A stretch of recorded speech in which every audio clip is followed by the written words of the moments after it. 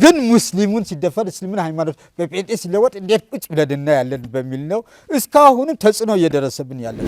እነሱ ነበር የአካባቢ ከለክልት ነበር። እነሱ ከሞቱ በኋላ የኛው መስጊድ እንወርሰዋለን፣ ሚናራውን አፍርሰን ቤተክርስቲያን እናደርገዋለን እስከ ማለት ድረስ ዛቻ ነበረ። ሐዲስ ለመስማት የቁርአን ተፍሲር ለመስማት ተነስተው የሚመጡ ነበር። የራሱ ጉዳይ አይደለም፣ የሙስሊሙ ህብረተሰብ ጉዳይ ነው ይዘው የመጣው። ልጆችን በስጋ ቤት የማክፈር ዘመቻው አሁንም እሱ ካልቀሩ ግልጽና ካልቀሩ ዘመቻዎች አንዱ ሌላኛው እሱ ነው። ደካማ ጎን የሚያዩት ማለት ነው። የሰውዬ በየትኛው በኩል ነው በደካማ ጎኑ አግኝተን ገብተን ማለት ነው ከዛ ካለበት ህይወት የምናስወጣው የሚለው ነገር ነው። አንተ ከምንገድ ከምትሞት ጴንጤውን አድንም እንደ ያሉና ወደ 35 አባወራ ነው ያከፈሩብን። እንዳለንበት ቦታ ራሱ ከመብራት ከውሃ ከተለያየ ነገር ተደራሽ በማድረግ ይበልጥ እነሱ ያሉበትና የሚበዙበት አጋጣሚ ይበልጥ ተደራሽ እየተደረገበት ያለው ሁኔታ አለ።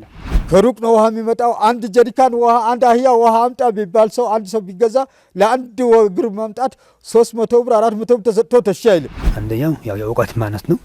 ሁለተኛው ደግሞ የኢኮኖሚ ማነስ ነው። እንግዲህ አላህ Subhanahu Wa Ta'ala እንግዲህ ተናገረው ኢነማ አምዋሉኩም ወአውላዱኩም ፊትና ነው። ልጅና ገንዘብ ፈተናዎች ናቸውና ብዙ የሚበቃው አይደለም። ይሄ ስናገር ከህክማ ጋዜጣ ጀምሬ የዓለም ሙስሊም እንዲያውቀው በብዙ ሚዲያ ተላልፏል። የኛ ጉዳይ የወጠነ ጉዳይ